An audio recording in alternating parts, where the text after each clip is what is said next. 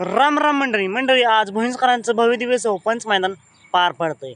या मैदानातील 54 गट पळून आले, त्यानंतर सेमी सुरुवात झाली। तर महाराष्ट्राचा कादशी मंदकीचा बाकासूर याच्यासोबत आज एक नवीन चेहरा होता, गुरु। गुरु हा मित्रांनो पुसेगावच्या हिंदकेसरी मैदान 3 नंबरचा मानकरी झाला होता। असा हा गुरु चांगला धावत होता आणि गटसुद्धा गुरु आणि बाकासूरने सुट्टा निकाल घेऊन सेमीसाठी पात्र झाले होते। सेमीमध्ये काय घडलं तर मित्रांनो, गुरु आणि बाकासूरची गाडी सेमी 4मध्ये तास क्रमांक 7 वरून धावली।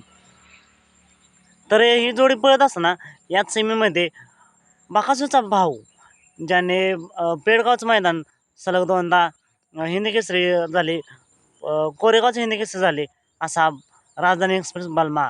तर मित्रांनो, भावाभावांची लढत झाली या सेमीमध्ये आणि या सेमीमध्ये राजधानी एक्सप्रेस बलमा आणि त्याच्यासोबत सासवडचा बादल होता, यांनी सुट्टा निकाल घेऊन फायनलसाठी पात्र झाले। बाकासूर का हरला तर बाकासूर हरल्यानंतर चर्चा चालू झाली। तर बरेच जण म्हणायला लागले की बाकासूर सलग 2 दिवस पळतोय म्हणून हरला, आज बाकासूरला पळायला नव्हती पाहिजे, कारण बाकासूरने कालच 1 नंबरचा मानकरी झाला होता।